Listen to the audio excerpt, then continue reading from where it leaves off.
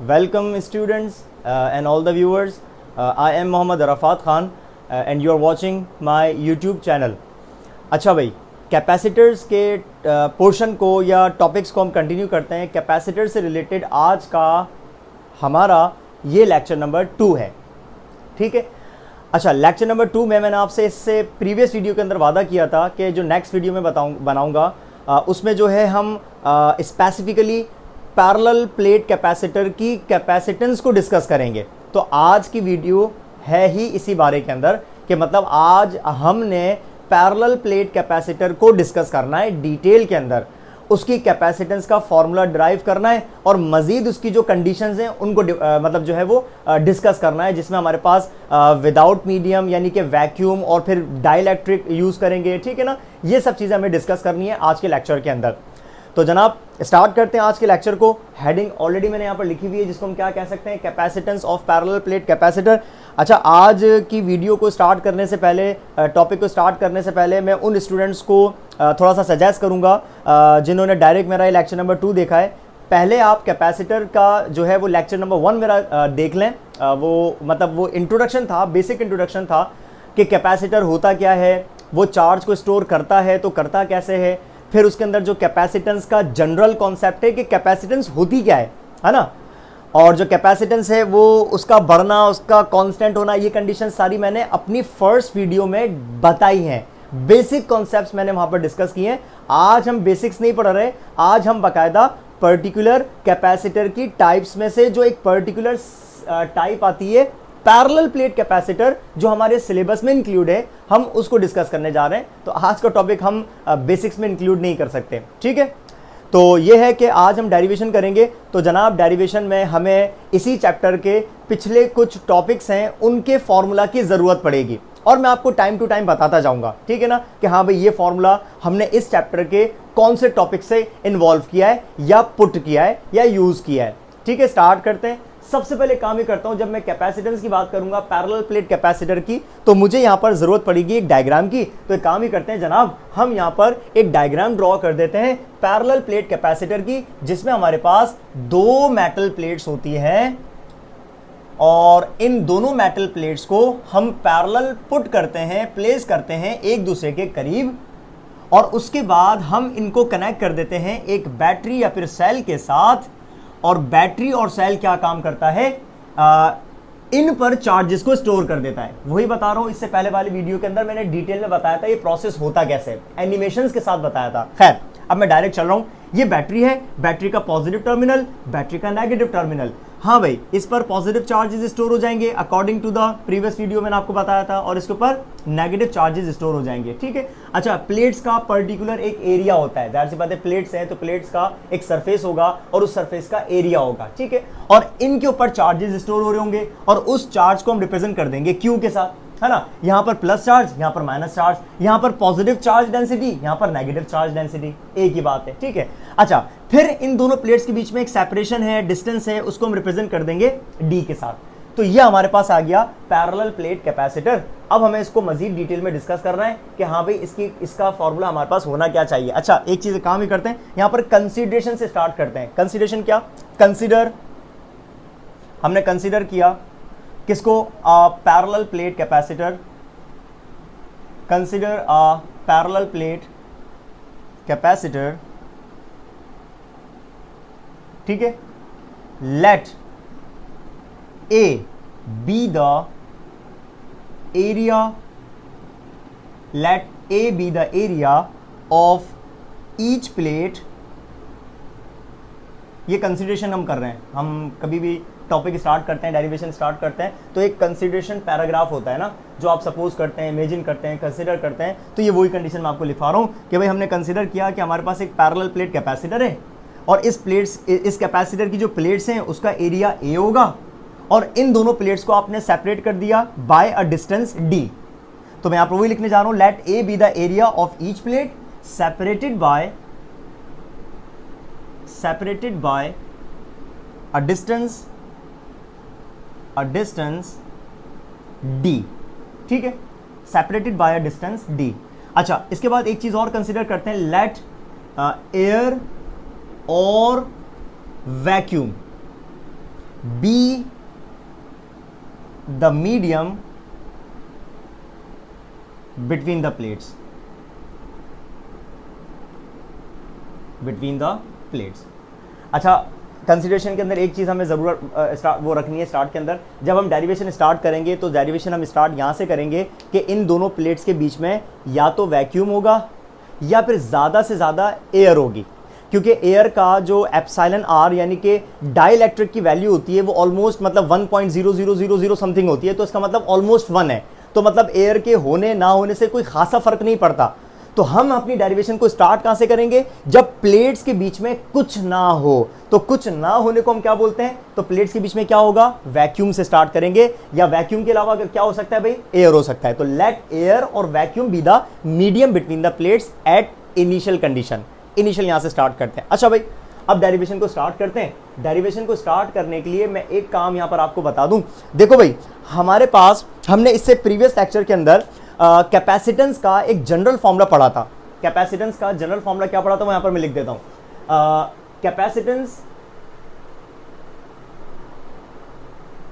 Is defined as हाँ भाई, defined as का मतलब मैं यहां पर इसकी डेफिनेशन नहीं लिख रहा कैपेसिटेंस की। It is the ability of a capacitor, ये चीज हम लिख चुके हैं इससे प्रीवियस वीडियो के अंदर। मैं यहां पर कैपेसिटेंस की डेफिनेशन मैथमेटिकल फॉर्म में लिख रहा हूं, यानी कि हम डेरिवेशन कर रहे हैं तो हमें फॉर्मूला चाहिए। तो कैपेसिटेंस का जो डेफिनेशन थी वो क्या थी? C is equal to charge stored divided by potential difference between the plates of the capacitor. हम डेरिवेशन यहां से स्टार्ट कर रहे हैं भाई, क्योंकि हमें पैरेलल प्लेट कैपेसिटर की कैपेसिटेंस का फॉर्मूला चाहिए। तो अगर आपको C का फॉर्मूला चाहिए तो कैपेसिटेंस के फॉर्मूले से स्टार्ट करना पड़ेगा, और हमारे पास कैपेसिटेंस का फिलहाल डेफिनेशन के मुताबिक यही फॉर्मूला मौजूद है। इसको हम कहते हैं general formula. General formula.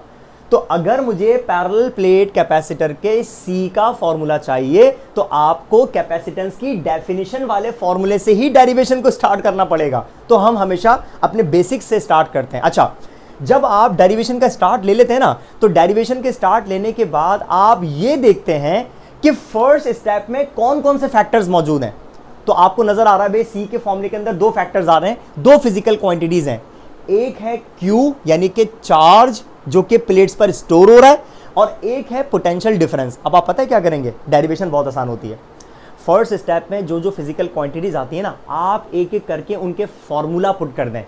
Formula put करें, कैंसिलेशन, मल्टीप्लिकेशन, डिवीजन जो कर सकते हैं मैथमेटिकल स्टेप्स वो फॉलो करते जाएं, एंड में आपको फॉर्मूला मिल जाएगा, डेरिवेशन कंप्लीट। तो आपका सबसे इंपॉर्टेंट जो होता है ना वो होता है फर्स्ट स्टेप। फर्स्ट स्टेप के बाद हमें सिर्फ उस फर्स्ट स्टेप के फिजिकल क्वांटिटीज के फॉर्मूला पुट करने होते हैं। जैसे भाई अब मैं यहां पर पुट करने जाऊंगा, सबसे पहले मैं यहां पर मेंशन कर दूंगा भाई Q का फॉर्मूला क्या होना चाहिए, फिर मैं मेंशन करूंगा V का फॉर्मूला क्या होना चाहिए, फिर वही जो मेंशन्ड फॉर्मूला होंगे उनको हम इस इक्वेशन नंबर 1 में पुट कर देंगे, थोड़ा सा सॉल्यूशन करेंगे और हमें फॉर्मूला मिल जाएगा। तो सबसे पहले स्टार्ट करते हैं Q के फॉर्मूले से। तो यहां पर कंडीशन क्या आ रही देखिएगा, if Q is the charge stored on the plates of capacitor। हाँ भाई, Q का मतलब क्या है आपने वो लिख दिया यहां पर। Q का मतलब क्या कि इफ, अगर Q का मतलब charge stored on the plates of capacitor है, तो चार्ज स्टोर से हमारे पास एक कॉन्सेप्ट आता है जिसको हम कहते हैं charge density. Then the charge density is given by, then the charge density है ना भाई, चार्ज डेंसिटी का कॉन्सेप्ट आ जाएगा, इज गिवन बाय या इज रिटन एज, जो भी आप लिखना चाहें। तो भाई जब चार्ज स्टोर होता है ना, तो जिस चीज पर चार्ज स्टोर होता है वहां पर चार्ज डेंसिटी का कॉन्सेप्ट आ जाता है। अब जाहिर सी बात है, स्टोर कहां पर हो रहा है? प्लेट्स के एरिया पर स्टोर हो रहा है। तो एरिया पर चार्ज का स्टोर होना, यहां पर कॉन्सेप्ट आ गया डेंसिटी का, और डेंसिटी का कॉन्सेप्ट, चार्ज डेंसिटी का कॉन्सेप्ट मैं आपको बता चुका हूं, charge per unit area is called charge density. अच्छा, मैं यहां पर लिख के दिखाता हूं आपको, देखो सिग्मा से हम रिप्रेजेंट करते हैं चार्ज डेंसिटी को, और इसकी डेफिनेशन के मुताबिक ये पता है क्या होता है? Charge per unit area, it is called charge density. चाहो तो नोट कर लेना, मैं वर्बली आपको बता रहा हूं। Charge density is defined as charge per unit area, it is called charge density. अब मैंने आपको क्या कहा था, फर्स्ट इक्वेशन में मुझे Q का फॉर्मूला पुट करना है, तो भाई बना लेते हैं यहां से Q का फॉर्मूला, और यहां से Q का फॉर्मूला क्या बनेगा भाई, A डिवाइड कर रहा है वहां जाके मल्टीप्लाई करेगा, तो आपको पता चला कि यहां से आपके पास Q का जो फॉर्मूला बना वो बना सिग्मा इंटू एरिया, है ना, एरिया डिवाइड कर रहा है सिग्मा के साथ जाके मल्टीप्लाई करेगा, तो Q का आपको फॉर्मूला मिला सिग्मा A। तो इस सिग्मा A को हम पुट करेंगे इस Q की जगह पे इक्वेशन नंबर 1 में, तो इसको मैं कह देता हूं फिलहाल इक्वेशन नंबर 2। आगे चलते हैं, आपको एक और फॉर्मूला बताना है, और वो फॉर्मूला किसका होगा, पोटेंशियल डिफरेंस का। तो जनाब आगे चलते हैं, potential difference between the plates is given bye, हाँ भाई, अब अगर मुझे पोटेंशियल डिफरेंस का फॉर्मूला लिखना हो तो मेरे पास पोटेंशियल डिफरेंस का फॉर्मूला या तो मौजूद है ये work done per unit charge, या मेरे पास पोटेंशियल डिफरेंस का फॉर्मूला मौजूद है ये वाला ईडी वाला, है ना। हमने ये दोनों फॉर्मूला इसी चैप्टर की प्रीवियस वीडियोस के अंदर पढ़ रखे हैं, ये हम पढ़ चुके हैं, ये हम समझ चुके हैं। अच्छा, अब मुझे इन दोनों में से यहां पर कौन सा फॉर्मूला वी की जगह यूज करना चाहिए तो देख लेते हैं। देखो एप्रोप्रिएट, यहां पर जो सुटेबल फॉर्मूला है ना वो है ये वाला। कैसे कि यहां पर कॉन्सेप्ट आ रहा है, देखो इलेक्ट्रिक इंटेंसिटी का, प्लेट्स के बीच में लाजमी इलेक्ट्रिक इंटेंसिटी होगी, और यहां पर प्लेट्स के बीच में आपको सेपरेशन यानी कि डी नजर आ रहा है, इसका मतलब इलेक्ट्रिक इंटेंसिटी भी है और सेपरेशन भी है, तो हमें यहां पर पोटेंशियल डिफरेंस का ये वाला फॉर्मूला सिलेक्ट करना पड़ेगा। तो हम हमेशा वो फॉर्मूला सिलेक्ट करते हैं जो हमारी कंडीशन को सूट करता हो, अपनी तरफ से नहीं करते, ठीक है। तो मुझे इन दोनों पोटेंशियल डिफरेंस के फॉर्मूला में से कौन सा वाला यूज करना पड़ रहा है, ईडी वाला यूज करना पड़ेगा। तो जनाब potential difference between the plates is given by V is equal to E and D, ED electric intensity multiply by distance, और इसको हम कह देते हैं इक्वेशन नंबर 3। हाँ भैया, मुझे बताएं कि मुझे चाहिए था Q का फॉर्मूला, ये आ गया Q का फॉर्मूला, मुझे चाहिए था V का फॉर्मूला, ये आ गया V का फॉर्मूला, क्या अब हम इनको पुट कर दें? हाँ भाई बिल्कुल पुट कर देते हैं, Q की जगह पे ये और V की जगह पे ये, तो इन दोनों वैल्यूज को हम इक्वेशन नंबर 1 में पुट करने जा रहे हैं। चलें जनाब पुट करते हैं, मैं यहां पर लिख देता हूं, पुट द वैल्यूज ऑफ, क्या लिखेंगे, पुट द वैल्यूज ऑफ किस किस की, चार्ज की, ऑफ Q, कहां से, फ्रॉम इक्वेशन 2 एंड, और दूसरी वैल्यू किसकी, V की, एंड V, और ये कौन सी इक्वेशन से, फ्रॉम इक्वेशन 3, और ये दोनों वैल्यूज हम कहां पुट करने जा रहे हैं, in equation number 1, in equation number 1। Properly करते हैं हम डेरिवेशन, आपको पता है मेरी आदत है जब मैं कोई डेरिवेशन करवा रहा होता हूं तो कोई यहां पर कीड़े मकोड़े नहीं बना रहा होता, प्रॉपर्ली काम कर रहा होता हूं, स्टेप बाय स्टेप कर रहा होता हूं, ताकि जब आप इसको नोट्स की फॉर्म में बना रहे हो तो आपको भी आसानी से समझ आ जाए और आप इसको नोट डाउन कर लें। ये नहीं कि एक चीज़ वहाँ लिखी, एक चीज़ वहाँ लिखी, एक चीज़ वहाँ लिखी, मतलब एक अजीब बना दिया, प्रेजेंटेशन एक अजीब सी हो गई। हाँ कॉन्सेप्ट तो समझ आ जाता है, लेकिन फिर स्टूडेंट्स कंफ्यूज हो जाते हैं, सर इसको नोट डाउन कहाँ से करें, कौन सा पॉइंट पहले लिखें, कौन सा पॉइंट बाद में लिखें, तो हर चीज़ एक प्रॉपर वे के अंदर अच्छी लग रही होती है। तो मेरी आदत है जब भी मैं फिजिकल क्लासेस में पढ़ाता हूँ, या आपको पता है मेरी आदत है, आपने मेरे लेक्चर्स लिए मैं हमेशा जब भी बोर्ड प्रेजेंटेशन देता हूँ तो हमेशा एक सीक्वेंस में लेके चल रहा होता हूँ, पॉइंट टू पॉइंट चल रहा होता हूँ, जो मुझे मेंशन करनी चाहिए चीज़ें वो मेंशन कर रहा होता हूँ, कोई ऐसे नहीं कीड़े मकोड़े यहाँ पर बना रहे होते हैं, ठीक है। खैर आगे चलते हैं, पुट द वैल्यूज, यानी कि Q की वैल्यू 2 इक्वेशन से, V की वैल्यू 3 इक्वेशन से, थर्ड इक्वेशन से हम इक्वेशन नंबर 1 में पुट करने जा रहे हैं। अब इक्वेशन नंबर 1 क्या बनेगी, देखें, C इज इक्वल टू, हाँ भाई Q की जगह पे मैं क्या पुट करूंगा, सिग्मा A, या आ गया सिग्मा इंटू एरिया, डिवाइड करते हैं, डिवाइड के अंदर कौन आ जाएगा, हाँ भाई V का फॉर्मूला E और D, E और D, इसको हम कह देते हैं फिलहाल इक्वेशन नंबर 4। इक्वेशन नंबर 4, एक लास्ट फॉर्मूला पुट करना बाकी है, उसके बाद हमारे पास पैरेलल प्लेट कैपेसिटर की कैपेसिटेंस का फॉर्मूला बन जाएगा, फाइनल फॉर्मूला बन जाएगा जो हमें रिक्वायर्ड होता है, जिससे हम सारी प्रॉब्लम्स वगैरह सॉल्व कर रहे होते हैं, ठीक है। एक लास्ट फॉर्मूला हमें पुट करना है, एक लास्ट स्टेप। देखो हमने सारे फॉर्मूला पुट किए, Q का फॉर्मूला पुट कर दिया हमने, V का फॉर्मूला पुट कर दिया। अब इन चारों में से मुझे एक चीज ऐसी नजर आ रही है जिसका मैं फॉर्मूला मजीद पुट कर सकता हूं, और वो पता है कौन है, इलेक्ट्रिक इंटेंसिटी। इलेक्ट्रिक इंटेंसिटी का हमारे पास फॉर्मूला मौजूद है, मैं आपको मेंशन करवाता हूं। देखो इलेक्ट्रिक इंटेंसिटी का हमारे पास फॉर्मूला मौजूद होता है, फोर्स पर यूनिट चार्ज, एक फॉर्मूला ये है। एक फॉर्मूला इलेक्ट्रिक इंटेंसिटी का हमारे पास मौजूद है, KQ/R² due to a point charge, है ना। एक हमारे पास इलेक्ट्रिक इंटेंसिटी का फॉर्मूला मौजूद है, E is equal to sigma upon 2 epsilon naught, infinite sheet of charge का इलेक्ट्रिक इंटेंसिटी का फॉर्मूला। एक इलेक्ट्रिक इंटेंसिटी का फॉर्मूला हमारे पास और मौजूद है, सिग्मा ओवर सिर्फ एप्सिलॉन नॉट। तो ये हमारे पास कुछ इलेक्ट्रिक इंटेंसिटी के वो फॉर्मूला मौजूद हैं जो मैं आपको पढ़ा चुका हूं प्रीवियस वीडियोस के अंदर, ये आपको मिल जाएंगे, है ना। अब सवाल पैदा ये होता है कि सर हम इस ई की जगह पे इनमें से कौन सा वाला फॉर्मूला पुट करें। तो भाई ये मैं पुट नहीं कर सकता, यहाँ पर ये डेफिनेशन है इलेक्ट्रिक इंटेंसिटी की, फोर्स पर यूनिट चार्ज का कोई कॉन्सेप्ट ही नहीं यहाँ पर। हाँ, इसकी बात करूं तो ये पॉइंट चार्ज का फॉर्मूला होता है, पॉइंट चार्ज यानी कि कोई चार्ज हो उसके करीब आसपास कहीं इलेक्ट्रिक इंटेंसिटी फाइंड करनी है तो आप ये वाला फॉर्मूला यूज करते हैं। तो फिलहाल यहाँ पर कोई पॉइंट चार्ज नहीं है बल्कि प्लेट्स हैं, तो मैं इसको भी यहाँ पर रिजेक्ट कर देता हूँ।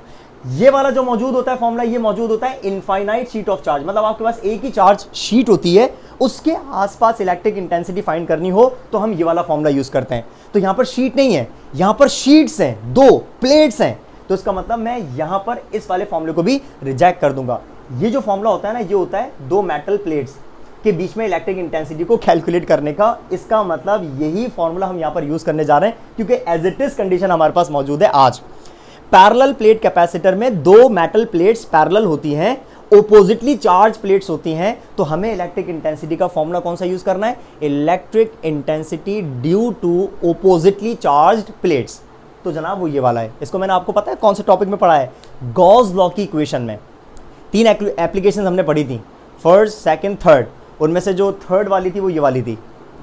तो सवाल पैदा ये हुआ कि कौन सा यूज करें, तो हमें पता चला ये वाला यहाँ पर सिर्फ एक वाहिद फॉर्मूला है जो कि सूटेबल है, तो हम यहाँ पर इस ई की जगह पे ये फॉर्मूला पुट करने जा रहे हैं। चलें जनाब पुट करते हैं। इसको मैं रब कर देता हूँ, डस्टर से रब करता हूँ क्योंकि ज़्यादा लिख दिया, छोटा मोटा होता तो मैं हाथ से रब कर देता। खैर ये हमने रब कर दिया। नाउ अब मैं यहाँ पर एक सेंटेंस लिखूंगा कि electric intensity between the plates is, हाँ भाई इलेक्ट्रिक इंटेंसिटी का फॉर्मूला मैंने आपको क्या बताया, E is equal to sigma over epsilon naught. ये हम पुट करेंगे तो फिर इक्वेशन नंबर 4 क्या बन जाएगी, सो इक्वेशन नंबर 4 बिकम्स, हाँ भाई अब इक्वेशन नंबर 4 को हम किस तरीके से लिख सकते हैं, C सेम रहेगा, ये आ गया C, यहां पर लिख देता हूं, C सेम रहेगा, C इज इक्वल टू ऊपर सिग्मा और एरिया सेम रहेगा, अपॉन में E नहीं आएगा, E की जगह पे फॉर्मूला आ जाएगा, कौन, सिग्मा ओवर एप्सिलॉन नॉट। ये देखो E की जगह पे ये फॉर्मूला आ गया, सिग्मा अपॉन एप्सिलॉन नॉट, बाकी एज इट इज कौन है, ये आ गया D एज इट इज मौजूद है। कैंसिलेशन कर सकते हैं, आप बोलेंगे सर सिग्मा से सिग्मा कैंसिल, यानी कि चार्ज डेंसिटी खत्म, कैंसिल कर दी। और एक चीज और, एप्सिलॉन नॉट डिवाइड कर रहा है, ऊपर जाके एरिया के साथ मल्टीप्लाई करेगा, तो आपको कैपेसिटेंस का जो फॉर्मूला मिलेगा दैट विल बी ए के साथ मल्टीप्लाई में कौन आ जाएगा, एप्सिलॉन नॉट, और डिवाइड में कौन रहेगा, ये आ गया डी। जनाब ये बन गया कैपेसिटेंस का फॉर्मूला, किसका, पैरेलल प्लेट। यानी कि अगर आपको पैरेलल प्लेट कैपेसिटर की कैपेसिटेंस फाइंड करनी हो जब प्लेट्स के बीच में या तो वैक्यूम हो या एयर हो, तो याद रखिएगा आप ये वाला फॉर्मूला यूज करेंगे हमेशा। मैं काम ही करता हूं इस सी के साथ, इस सी के साथ, ये जो सी बना हुआ है ना, सी छोटा सा ब्लू मार्कर से VAC लिख देता हूं। इसका मतलब ये कैपेसिटेंस कौन सी है, जब प्लेट्स के बीच में वैक्यूम होगा, A epsilon not over D।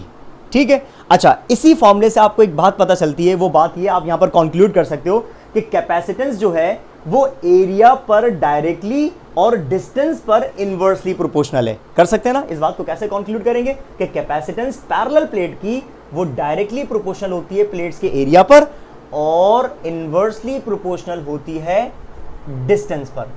इसका मतलब क्या हो जाएगा, अगर आप प्लेट्स का एरिया बढ़ाएंगे तो कैपेसिटेंस भी उतनी ही बढ़ जाएगी, अगर आप प्लेट्स का एरिया कम करेंगे तो कैपेसिटेंस भी कम हो जाएगी। और डिस्टेंस की अगर हम बात करें तो डिस्टेंस के इनवर्सली है, इनवर्सली का मतलब क्या हो जाएगा कि डिस्टेंस को बढ़ाओगे मतलब सेपरेशन बढ़ती जा रही है तो कैपेसिटेंस डिक्रीज होगी, डिस्टेंस को कम करेंगे तो कैपेसिटेंस बढ़ जाएगी।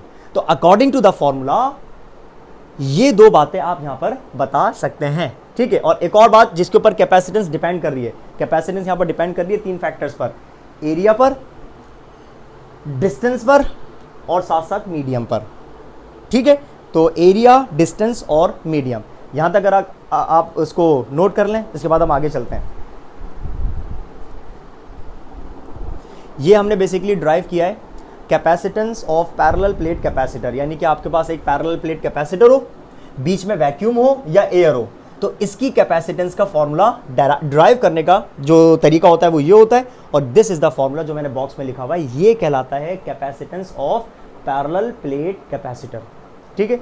इसको नोट कर लें। इसके बाद फिर हमें क्या करना है, हमें डिस्कस करना है कि अभी तो प्लेट्स के बीच में वैक्यूम था, अब हमें प्लेट्स के बीच में डाइलेक्ट्रिक इंट्रोड्यूस करना है, यानी कि प्लेट्स के बीच में हमें डाइलेक्ट्रिक रखना है, और डाइलेक्ट्रिक यानी कि वो मीडियम रखने के बाद अब कैपेसिटेंस के फॉर्मूले के ऊपर क्या फर्क आएगा उसको हम डिस्कस करने जा रहे हैं। ये आप नोट कर लें, फिर मैं इसको रब कर लेता हूं। जी जनाब, अब हमें डिस्कस करना है कि अब अगर हम पैरेलल प्लेट कैपेसिटर्स की प्लेट्स के बीच में मीडियम को लेकर आ जाएं, डाइलेक्ट्रिक को लेकर आ जाएं, तो उससे कैपेसिटेंस पर क्या फ़र्क पड़ना चाहिए। अब हमारा सवाल ये है, तो इसकी जवाब के पीछे निकलते हैं, ठीक है। अच्छा देखें, मैंने यहाँ पर हेडिंग लिख दी, टॉपिक सेम है, टॉपिक की कंडीशन है क्या, इफेक्ट ऑफ मीडियम, यानी कि डाइलेक्ट्रिक का इफेक्ट किस पर, कैपेसिटेंस पर। किसकी कैपेसिटेंस, जो हमने अभी पढ़ी है। देखो मैंने आपके सामने दो डायग्राम्स बनाई हैं, दोनों में दो पैरेलल प्लेट कैपेसिटर हैं। लेट सपोज हम ही कह लेते हैं, अच्छा दो हैं, इसका मतलब यहाँ पर कोई सेपरेटर एक लाइन लगा देता हूँ जो आपको पता लगे कि हाँ भाई ये दो अलग अलग कैपेसिटर हैं, ये अलग है वो अलग है, ठीक है। अच्छा बैटरी के साथ कनेक्ट करते हैं, ऑब्वियस सी बात है वो बैटरी मैंने नहीं बनाई, चार्जेस स्टोर हो चुके हैं। अच्छा ये जो पैरेलल प्लेट कैपेसिटर है, इसके बीच में बेसिकली कुछ नहीं है, मतलब मैं कहूँगा इन प्लेट्स के बीच में वैक्यूम है या फिर एयर है। तो याद रखिएगा, जब प्लेट्स के बीच में वैक्यूम हो और एयर हो तो हमारे पास जो कैपेसिटेंस का फॉर्मूला है वो वही है जो हमने अभी ड्राइव किया, जो मैंने आपको सबसे लास्ट में भी बताया ड्राइव करके, और वो क्या था, A epsilon not divided by D। This is the formula for the capacitance in vacuum condition, यानी कि जब वैक्यूम होगा। तो मैं यहां पर क्या लिखूंगा, इस C के साथ आप यहां पर, मैंने वहां पर लिखा था ना VAC लगा दिएगा। तो वैक्यूम वाली कंडीशन में कैपेसिटेंस का फॉर्मूला ये होता है। अब हमें तो मीडियम इंट्रोड्यूस करना है। अब इमेजिन कर रहे हैं, मैं यहाँ पर एक मीडियम इंट्रोड्यूस कर देता हूँ, मतलब ये दो प्लेट्स हैं, इनके बीच में हम एक मीडियम को इन्वॉल्व कर देते हैं, इंट्रोड्यूस कर देते हैं। मैं ब्लू से बना रहा हूँ, याद रखिएगा ये मैंने मीडियम बनाया है, ये मैं एक मीडियम लेकर आ गया, ये आ गया मीडियम। ये मीडियम कुछ भी हो सकता है, यानी कि ये डाइलेक्ट्रिक है, और ये डाइलेक्ट्रिक कुछ भी हो सकता है। It can be a glass, it can be a mica, it can be a paraffin paper, it can be oil, transformer oil, it can be distilled water, it can be air, है ना। ये जो dielectric है ये कुछ भी हो सकता है, और हर डाइलेक्ट्रिक की अपनी एक कांस्टेंट वैल्यू होती है, वो मैं यहाँ पे आपको थोड़ी देर में स्क्रीन पर शो कर दूंगा, पूरा एक टेबल बना हुआ है, वो मैं आपको शो कर दूंगा, ठीक है। तो फिलहाल मैंने क्या किया, इन प्लेट्स के बीच में एक डाइलेक्ट्रिक को इंट्रोड्यूस कर दिया, मतलब मैं लिख देता हूँ कि हाँ भाई ये हमारे पास एक डाइलेक्ट्रिक मौजूद है, ये आ गया हमारे पास एक डाई इलेक्ट्रिक। अब डाई इलेक्ट्रिक के आने से अब होता क्या है, अब ये गौर से सुनिएगा, बड़ा काम की बात है, ठीक है। मैं यहाँ पर लिखूंगा नहीं, डिटेल में कोई नहीं लिखूंगा, ये आपको नोट्स में, आपके बुक्स में, पैराग्राफ में मिल जाएगा। मेरी बात सुनिएगा गौर से। देखो डाई इलेक्ट्रिक जहां पर आया वहां पर फील्ड थी, ऑब्वियस सी बात है, पॉजिटिव नेगेटिव, हमेशा फील्ड कहां से होती है, पॉजिटिव से नेगेटिव की तरफ, ठीक है। तो डाई इलेक्ट्रिक को जहां पर हमने रखा ना, वहां पर एक फील्ड मौजूद थी। अच्छा डाइलेक्ट्रिक खुद क्या है भाई, डाइलेक्ट्रिक भी तो एटम्स से मिलकर बना हुआ होगा ना, ये डाइलेक्ट्रिक है, इसके अंदर भी तो अपने एटम्स होंगे, सुनते रहना गौर से। एटम्स के पास दोनों किस्म के चार्जेस, एक पॉजिटिव भी और एक नेगेटिव भी, है ना। अब जब मैं इस डाइलेक्ट्रिक को एक्सटर्नल फील्ड में लाके रख दूंगा, प्लेट्स के बीच में लाके रख दूंगा, तो वो जो एक्सटर्नल फील्ड है ना, वो फील्ड इस डाई इलेक्ट्रिक के एटम्स को मतलब क्या कर देगी, उसमें डाइपोल्स क्रिएट कर देगी।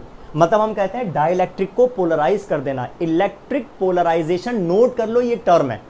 इलेक्ट्रिक पोलराइजेशन का मतलब होता है कि वो जो एक न्यूट्रल मीडियम होता है, न्यूट्रल मेटल होता है, उस पर आप चार्ज इंड्यूस करवा दें, मतलब एक तरफ नेगेटिव एक तरफ पॉजिटिव, इसको हम कहते हैं इलेक्ट्रिक पोलराइजेशन। तो मैं क्या कह रहा हूं कि जब आप इसने आपने इसको इलेक्ट्रिक फील्ड में रखा, तो इलेक्ट्रिक फील्ड क्या करेगी, इस डाइलेक्ट्रिक के एटम्स के नेगेटिव चार्जेस को एक तरफ और पॉजिटिव चार्जेस को एक तरफ कर देगी। जाहिर सी बात है इसके लेफ्ट साइड पर पॉजिटिव है, तो इस डाइलेक्ट्रिक के नेगेटिव चार्जेस इस तरफ अट्रैक्ट हो जाएंगे, और इसी डाइलेक्ट्रिक के जो पॉजिटिव चार्जेस हैं वो नेगेटिव प्लेट की तरफ अट्रैक्ट हो जाएंगे। तो अब मैं कहूंगा यहां पर आपको एक लेयर नजर आएगी, नेगेटिव चार्ज की पॉजिटिव प्लेट की तरफ और पॉजिटिव चार्ज की नेगेटिव प्लेट की तरफ। समझ आ रही है बात? अब आप यहां पर देखें दो किस्म के आपको चार्जेस नजर आ रहे हैं। एक तो वो चार्ज है जो कि प्लेट्स पर स्टोर हुआ है ना, प्लेट्स पर कैपेसिटर की, और एक वो चार्ज है जो कि डाइलेक्ट्रिक पर इंड्यूस हो गया, इलेक्ट्रिक फील्ड की वजह से पैदा हो गया। तो यहां पर दो किस्म के चार्जेस आ गए, charges stored on the plates और वो चार्ज जो कि इलेक्ट्रिक फील्ड की वजह से डाइलेक्ट्रिक में इंड्यूस हो गया।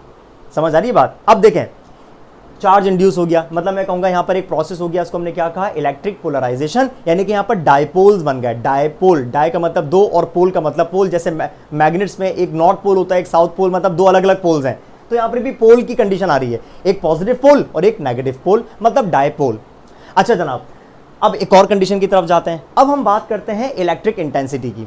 देखें यहां पर दो किस्म की इलेक्ट्रिक इंटेंसिटी है, गौर से सुनिएगा।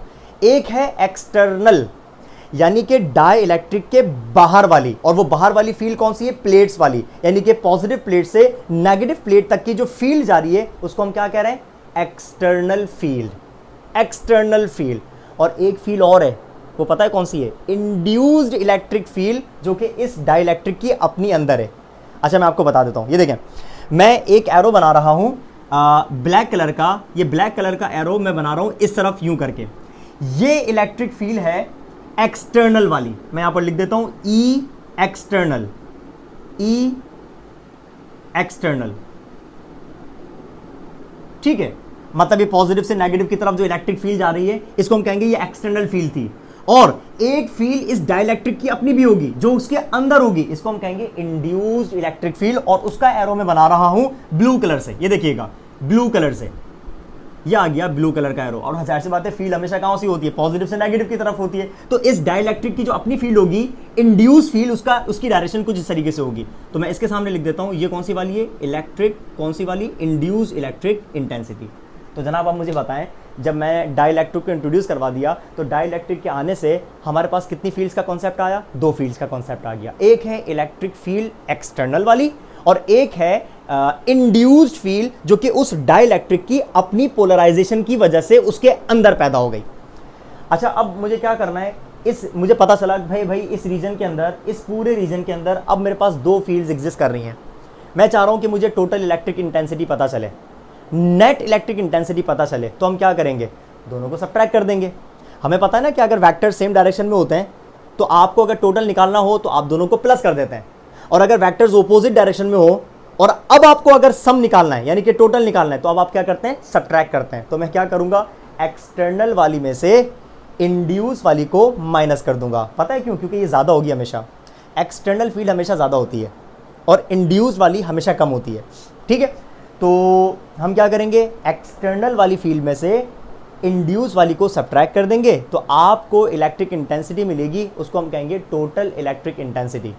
अच्छा सब्ट्रैक्ट करेंगे, सुनते रहना गौर से, अगर मैं सब्ट्रैक्ट कर रहा हूं, सब्ट्रैक्ट करेंगे तो सब्ट्रैक्ट करने से इलेक्ट्रिक इंटेंसिटी बढ़ेगी या कम होगी, तो आप बोलेंगे सर डिक्रीज होगी, इलेक्ट्रिक इंटेंसिटी कम होगी। तो जनाब आपको एक बात का जवाब मिल गया। वो जवाब पता है क्या है, डाई इलेक्ट्रिक के आने से प्लेट्स के बीच में नेट इलेक्ट्रिक इंटेंसिटी डिक्रीज हो जाती है। नोट कर लो इस पॉइंट को, क्या कह रहा हूं मैं, डाई इलेक्ट्रिक के आने से प्लेट्स के बीच में इलेक्ट्रिक इंटेंसिटी डिक्रीज हो जाती है। मतलब मैं इस पॉइंट को, चलो आप क्या नोट करें, मैं यहां पर लिखवा देता हूं,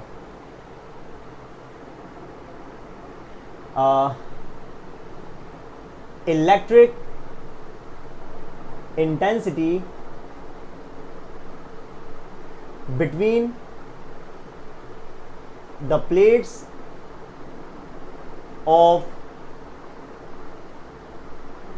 capacitor, parallel plate capacitor decreases कब, in the presence of medium, in the presence of dielectric, लिख देता हूं, decreases in the presence of dielectric। और ये पता है कितनी डिक्रीज होती है, ये उतनी ही डिक्रीज होगी जितनी वैल्यू का आपने डाइलेक्ट्रिक यूज किया होगा, जितनी वैल्यू का आपने डाइलेक्ट्रिक यूज किया होगा। अगर डाइलेक्ट्रिक की वैल्यू 2 है तो इलेक्ट्रिक इंटेंसिटी 2 टाइम्स डिक्रीज हो जाएगी। अगर डाइलेक्ट्रिक की वैल्यू 10 है तो जो नई इलेक्ट्रिक इंटेंसिटी होगी वो 10 टाइम्स कम हो जाएगी। मतलब जो भी इलेक्ट्रिक इंटेंसिटी थी उसको 10 से डिवाइड कर दो। अगर ये 2 वैल्यू का है तो जो भी इलेक्ट्रिक इंटेंसिटी थी उसको 2 से डिवाइड कर दो। अगर इसकी वैल्यू 5 है तो जो इलेक्ट्रिक इंटेंसिटी थी उसको 5 से डिवाइड कर दें। तो जितनी वैल्यू का डाइलेक्ट्रिक उतनी ही अमाउंट से इलेक्ट्रिक इंटेंसिटी रिड्यूस हो जाएगी। समझ आई बात? तो यहां पर देखें, in the presence of dielectric कितना, by an amount epsilon r. जाहिर सी बात है डाइलेक्ट्रिक को हमने किससे रिप्रेजेंट किया हुआ है, एप्सिलॉन आर से किया हुआ ना। ये तो हमने इलेक्ट्रोस्टैटिक्स यानी कि कूलम्स लॉ से पढ़ा हुआ था। तो मीडियम को हम किससे रिप्रेजेंट कर रहे हैं, एप्सिलॉन आर से। तो जितनी वैल्यू एप्सिलॉन आर की, इलेक्ट्रिक इंटेंसिटी उतनी ही कम हो जाएगी। तो इस बात को देखो हम कैसे लिखेंगे, ब्लू कलर से लिख रहा हूं, ब्लू मार्कर से लिख रहा हूं। अगर हमारे पास जो इलेक्ट्रिक इंटेंसिटी इनिशियल थी वो ई है, let's suppose initial electric intensity ई थी जब वैक्यूम था, और जब मीडियम आ गया तो आप इसी ई को डिवाइड कर दें किसके साथ, एप्सिलॉन आर के साथ। तो electric intensity decreases by an amount epsilon R. Decrease आएगा तो उसका मतलब डिवाइड में है तो डिक्रीज हो रही है, मल्टीप्लाई में होता तो मतलब इंक्रीज हो रही होती। तो जब डिवाइड कर दोगे तो आपको न्यू इलेक्ट्रिक इंटेंसिटी मिल जाएगी, और उसको हम रिप्रेजेंट कर देंगे लेट्स सपोज ई प्राइम से या ई डैश से। समझ आई? So new electric intensity will be less than the previous electric intensity जब हमारे पास वैक्यूम मौजूद था। समझ आई बात? अच्छा, अब एक कंडीशन मैं आपको और बताऊं। हमने एक कंडीशन पढ़ी हुई है कि पोटेंशियल डिफरेंस का जो फॉर्मूला होता है वो होता है ईडी, ऐसा है। अब आप दोबारा नोट करें, पोटेंशियल डिफरेंस के फॉर्मूले में इलेक्ट्रिक इंटेंसिटी आ रही है, और हमें पता चला कि मीडियम के आने से, डाइलेक्ट्रिक के आने से इलेक्ट्रिक इंटेंसिटी कम हो गई। तो अगर इलेक्ट्रिक इंटेंसिटी कम हो गई तो पता है पोटेंशियल डिफरेंस भी कम हो गया होगा। एक और बात नोट कर लो कि प्लेट्स के बीच में डाइलेक्ट्रिक के आने से इलेक्ट्रिक इंटेंसिटी भी डिक्रीज होती है, और साथ साथ पोटेंशियल डिफरेंस भी प्लेट्स के दरमियान डिक्रीज होता है जनाब, रिड्यूस होता है। इसको भी नोट कर लीजिएगा। समझ आ रही है बात? So similarly potential difference between the plates also decreases, लिख दिया मैंने यहां पर। और इसको मैं प्रूव कहां से करवा रहा हूं, पोटेंशियल डिफरेंस के फॉर्मूले से। देखिए पोटेंशियल डिफरेंस का फॉर्मूला लिखा हुआ है आपके सामने, और वो फॉर्मूला क्या लिखा है, V is equal to E into D. अगर इलेक्ट्रिक इंटेंसिटी कम हुई है तो ऑब्वियस सी बात है पोटेंशियल डिफरेंस भी क्या हुआ होगा, कम हुआ होगा। डिस्टेंस तो सेम है, प्लेट्स के बीच में डिस्टेंस सेम है, ये कांस्टेंट है। ई कम हुआ तो पोटेंशियल डिफरेंस भी कम हो गया होगा। पोटेंशियल डिफरेंस कितना कम हुआ होगा, उतना ही कम हुआ होगा जितने टाइम्स इलेक्ट्रिक इंटेंसिटी कम हो गई, और वो क्या है, एप्सिलॉन आर। तो जब भी डिक्रीज होगा तो हमेशा एप्सिलॉन आर से डिवाइड करिएगा, उतना ही डिक्रीज होगा, और जब भी इंक्रीज होगा तो उतना ही इंक्रीज होगा जितनी वैल्यू का एप्सिलॉन आर है। बस दो बातें आपने ध्यान में रखनी है। तो इलेक्ट्रिक इंटेंसिटी डिक्रीज हो रही है तो पोटेंशियल डिफरेंस भी डिक्रीज हो रहा है। तो आप इसी कंडीशन को अब ऐसे भी लिख सकते हैं, V prime is equal to V divided by epsilon R. समझ आई बात? So electric intensity decreases and potential difference also decreases. यहां तक बात क्लियर है? अच्छा, अब चलते हैं आगे। ये मैंने प्रूव करवा दिया आपको, अब चलते हैं आगे। देखो हमने कैपेसिटेंस का फॉर्मूला पढ़ा, कैपेसिटेंस की डेफिनेशन पढ़ी, और कैपेसिटेंस की डेफिनेशन हमने क्या पढ़ी थी, C is equal to Q upon V, ratio होता है ना। इलेक्ट्रिक इंटेंसिटी डिक्रीज हुई तो पता चला पोटेंशियल डिफरेंस भी डिक्रीज हो गया प्लेट्स के बीच में। और अब आप नोट करो, कैपेसिटेंस का और पोटेंशियल डिफरेंस का इनवर्स रिलेशन है। अगर पोटेंशियल डिफरेंस डिक्रीज हुआ होगा तो क्या ख्याल है आपका, कैपेसिटेंस बढ़ नहीं गई होगी? हाँ, पोटेंशियल डिफरेंस ऑब्वियस सी बात है कैपेसिटेंस ऑब्वियस सी बात है बढ़ गई होगी, और ये बढ़ती है। तो देखिए एक चेन बन गई। ये मैंने आपको प्रूव करवाया इलेक्ट्रिक इंटेंसिटी का, किस तरीके से कम हो रही है ना। एक राइट वर्ड है, एक लेफ्ट वर्ड है, टोटल निकालना हो तो आप सब्ट्रैक्ट करेंगे तो इसका मतलब इलेक्ट्रिक इंटेंसिटी डिक्रीज हो गई। ये प्रूव करवाया मैंने आपको। तो इलेक्ट्रिक इंटेंसिटी कम हुई तो पोटेंशियल डिफरेंस कम हुआ फ्रॉम द फॉर्मूला, है ना। और पोटेंशियल डिफरेंस कम हुआ तो पता चला कैपेसिटेंस का पोटेंशियल के साथ इनवर्स है, तो पोटेंशियल डिफरेंस के कम होने से कैपेसिटेंस बढ़ गई होगी। और दूसरा सवाल, कितनी बड़ी होगी? तो आप बोलेंगे सर उतनी ही बड़ी होगी जितनी वैल्यू का डाइलेक्ट्रिक है।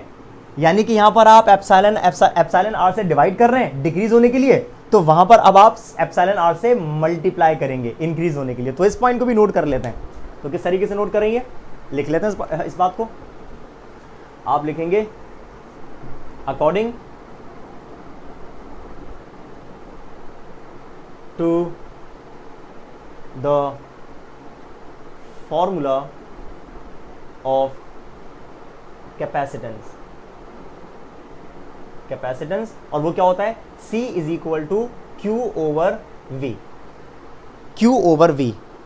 तो because V has decreased, V decrease हो चुका है, तो कैपेसिटेंस बढ़ गई होगी. ठीक है, तो यहां पर आप इस बात को लिख सकते हैं कि बाय डिक्रीजिंग या ऑन डिक्रीजिंग, इसको ऑन कर देते हैं, on decreasing potential difference, PD लिख रहा हूं, पोटेंशियल डिफरेंस मतलब V, capacitance will increase, capacitance will increase. और आपको जो न्यू कैपेसिटेंस मिलेगी उसका फॉर्मूला लिख दें. न्यू कैपेसिटेंस का फॉर्मूला क्या बनना चाहिए, आप बोलेंगे कि न्यू कैपेसिटेंस जो है वो बराबर हो जाएगी, मतलब प्राइम वाली कैपेसिटेंस बराबर हो जाएगी, आपने C की वैल्यू को मल्टीप्लाई करना है एप्सिलॉन R से. डिक्रीज हो रहा है तो आप वैल्यू को डिवाइड कर रहे हैं, डिक्रीज हो रहा है तो आप वैल्यू को डिवाइड कर रहे हैं, इंक्रीज हो रहा है तो आप उसी कैपेसिटेंस की वैल्यू को मल्टीप्लाई कर रहे हैं. अब मैं आपको फर्क बता देता हूं. ये जो C है ना, इस C को आप कह दें कि ये C in the presence of medium वाला है, और ये वाला जो C था ये वो C है जो in the absence of medium वाला है, मतलब वैक्यूम वाला है. ऐसा ही है ना, तो वैक्यूम वाली ही तो C इंक्रीज होगी. जब कुछ नहीं है तो C की एक पर्टिकुलर वैल्यू है, जब कुछ आ गया तो अब कैपेसिटेंस बढ़ गई, कितनी बड़ी होगी, मल्टीप्लाई बाय एप्सिलॉन R. तो जनाब this is capacitance of medium when medium is there, and this is capacitance when vacuum was there. तो अब एक काम ही करते हैं, ये कंडीशन आपके सामने मौजूद है, मैंने इसको बॉक्स में कर दिया, इंपॉर्टेंट है. अब इस वैक्यूम वाले का फॉर्मूला पुट कर देते हैं यहाँ पर. तो देखें, अगर मैं C मीडियम वाला फॉर्मूला लिखना चाहूं तो जब आप वैक्यूम वाला फॉर्मूला, ये देखो C वैक्यूम का पूरा फॉर्मूला क्या आ जाएगा, A epsilon not upon D. तो ये देखें, A एप्सिलॉन नॉट ओवर, ये आ गया D. ये किसका फॉर्मूला, वैक्यूम वाला, और इनटू कौन है, एप्सिलॉन R. तो यहां पर इनटू के साथ एप्सिलॉन R लगा देते हैं. ये बन गया हमारे पास capacitance of parallel plate capacitor in the presence of medium, in the presence of dielectric. तो अब मैं यहां पर इस वाली डायग्राम के नीचे कैपेसिटेंस का फॉर्मूला लिख सकता हूं, यानी कि मीडियम के होते हुए कैपेसिटेंस को कैलकुलेट करेंगे हम यहां से, A epsilon not epsilon R over D. तो आपके सामने दोनों फॉर्मूला लिखे हुए हैं. कुछ ना हो, वैक्यूम हो, तो ये फॉर्मूला बनेगा, और अगर कुछ आ जाए, डाइलेक्ट्रिक आ जाए, तो हमारे पास फॉर्मूला ये बनेगा. एक मामूली सा फर्क है सिर्फ और सिर्फ एप्सिलॉन R का, मतलब डाइलेक्ट्रिक की वैल्यू का. इसको नोट कर लें. अब हम अगर इसी फॉर्मूले को एप्सिलॉन R के लिए अरेंज करना चाहें, तो एप्सिलॉन R के लिए, यही फॉर्मूला मैं यहां पर लिख रहा हूं, एप्सिलॉन R के लिए. तो देखिए फॉर्मूला क्या बनेगा, C medium divided by C vacuum, यानी कि C मीडियम का आप रेशो निकालेंगे किसके साथ, C वैक्यूम के साथ. ऐसा है, ये बन गया रिलेटिव परमिटिविटी. इसको हम क्या बोलते हैं, रिलेटिव परमिटिविटी का फॉर्मूला, या डाइलेक्ट्रिक कांस्टेंट का फॉर्मूला, या यूं कह लो कि रिलेटिव परमिटिविटी की डेफिनेशन.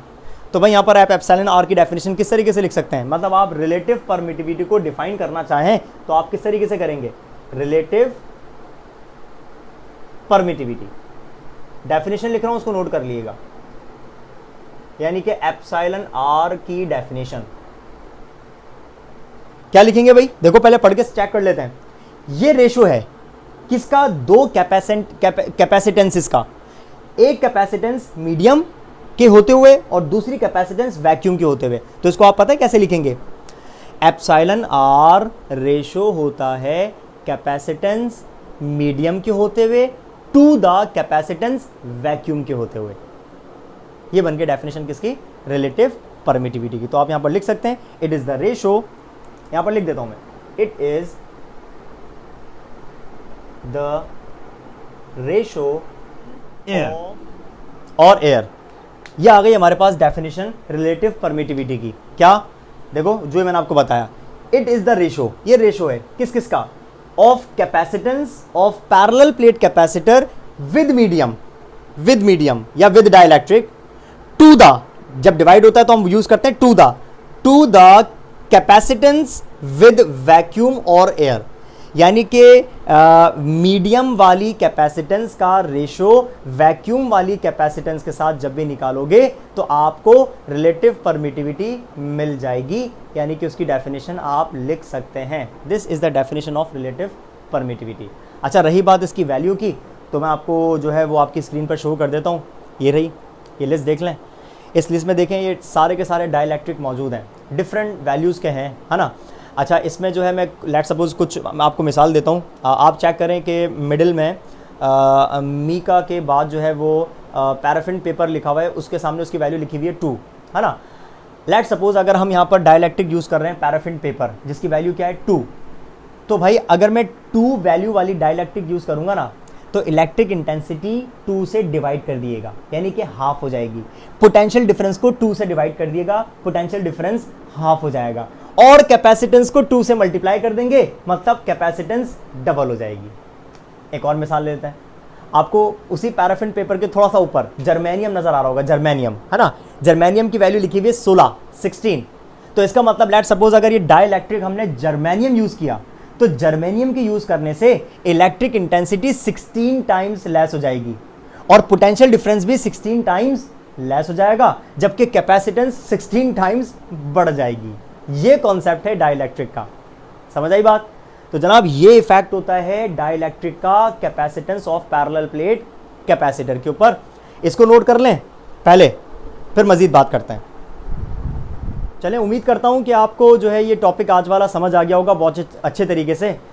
वैसे ये पढ़ाने के सेंस में जो है वो बस डायरेक्टली बता दिया जाता है कि जब हम मीडियम को इंट्रोड्यूस करते हैं तो कैपेसिटेंस बढ़ जाती है, डायरेक्टली बता दिया जाता है। ये कंडीशंस जो है वो इतनी डिटेल में नहीं बताई जा रही होती हैं, लेकिन ये है कि मैंने आपसे शेयर कर ली तो ये है कि आपके काम आएंगी कि हाँ भाई जो कैपेसिटेंस वो बढ़ रही है उसके पीछे बेसिक रीज़न है क्या बढ़ने का, ठीक है। तो अगर आपके पास कोई MCQs आ जाता है कि डाइलेक्ट्रिक को यूज़ करने से जो है वो इलेक्ट्रिक इंटेंसिटी पर क्या फ़र्क पड़ेगा, तो आप टिक करेंगे डिक्रीजेज। पोटेंशियल डिफरेंस पर क्या फ़र्क पड़ेगा, तो दोबारा टिक करोगे डिक्रीजेज। और कैपेसिटेंस पर क्या फ़र्क पड़ेगा, तो आप टिक करेंगे इंक्रीजेज। तो ये डिक्रीज़ हो रही है, ये डिक्रीज़ हो रही है और कैपेसिटेंस इंक्रीज़ हो रही है, बढ़ रही है। तो जनाब ये था हमारा आज का topic, capacitance of parallel plate capacitor. हमने डेरिवेशन करी और मज़ीद इसके बाद इसकी एक कंडीशन को हमने यहाँ पर डिस्कस भी कर लिया है। ये हो गया हमारा आज का कैपेसिटर का लेक्चर नंबर 2 कंप्लीट। अब नेक्स्ट जो लेक्चर होगा, लेक्चर 3 कैपेसिटर का, उसमें हम लोग जो है वो डिस्कस करेंगे कैपेसिटर्स की कॉम्बिनेशन। इस वक्त जो है वो अगर मैं आपसे शेयर करूं तो according to the wall clock मेरे पास यहाँ पर टाइम हो रहा है सुबह के 5 बज रहे हैं सुबह के, और मैं जो है वो वीडियो रिकॉर्ड कर रहा हूँ। पूरा घर सो रहा है, सब सो रहे हैं और सर अरफात खड़े में अपने रूम के अंदर और वो वीडियो रिकॉर्ड कर रहे हैं। इसी वजह से कभी कभी जो अल्फाज होते हैं वो थोड़ा सा मिक्सअप होकर निकल जाते हैं, क्योंकि ये टाइम ज़ाहिर सी बात है ऐसा होता है जिसमें इंसान की एनर्जी वैसे ही डाउन हो जाती है। लेकिन क्योंकि ज़ाहिर सी बात है आप लोगों की इतनी रिक्वेस्ट होती है, आप लोगों की इतना प्यार है, इतना मोहब्बत है, इंसान को अपनी एनर्जी जो है वो लगानी पड़ती है। मैं बहुत ज़्यादा अभी जो मैं कल जो लेक्चर अपलोड किया था प्रीवियस, यानी कि लेक्चर 1 कैपेसिटर वाला, उससे पहली वाली वीडियो जो थी मेरी प्रीवियस, वो मैंने उससे 2 महीने पहले अपलोड करी थी। 2 मंथ्स का एक बड़ा गैप होता है ना। इस 2 मंथ के अंदर बड़ी डिस्टर्बेंस रही थी, ठीक है। उसकी वजह से ये है कि फिर मैंने अब अहद किया, मैंने बोला यार कुछ भी हो भले रातों की नींद ख़राब करें, लेकिन ये है कि वीडियो अपलोड करना ज़रूरी है। 5 बज रहे हैं, इसका मतलब ये है कि वीडियो जब ये ख़त्म हो जाएगी रिकॉर्डिंग वगैरह, फिर मुझे सोना नहीं है, ज़ाहिर सी बात है। अब नेक्स्ट डे स्टार्ट हो चुका है, 5:30-6 बज जाएंगे, ब्रेकफास्ट करना है, नमाज़ पढ़नी है, दैन उसके बाद जो है वो कॉलेज लाइफ स्टार्ट हो जाएगी। कॉलेज में जाके लेक्चर्स देने हैं, वहाँ पर फिजिकल क्लासेस के लेक्चर्स हो जाएंगे। फिर उसके बाद शाम में, इवनिंग में back to back classes consecutive, मतलब सुबह से लेकर रात तक क्लासेस हो रही है ना। और उसके बाद ये कि अब फ़िलहाल मैंने 2 दिन से ही किया है कि इस टाइम पे मैं लेक्चर अपलोड कर रहा हूँ। खैर एक छोटी सी एक बात ही शेयर करी ताकि ये कि थोड़ा सा आपको रियलाइज़ हो कि थोड़ी सी मतलब हेक्टिक रूटीन होने की वजह से लेक्चर जो है उसमें गैप आ जाता है। हाँ, अगर मैं कोई बहुत फारिग इंसान होता, यकीन करो बहुत फारिग इंसान होता, मेरे पास कोई काम नहीं होता अगर, ना सुबह ना शाम, तो मैं डेली भी कर देता।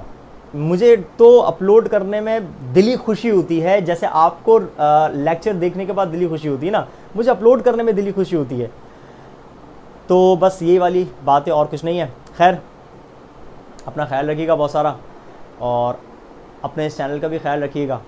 ख्याल रखने का मतलब ये है कि इसको शेयर करिएगा, सब्सक्राइब करिएगा, लाइक करिएगा, कमेंट करिएगा, ठीक है। और फिर मिलते हैं नेक्स्ट लेक्चर में, यानी कि कैपेसिटर के लेक्चर नंबर 3 में। अपना ख्याल रखिएगा। Thank you.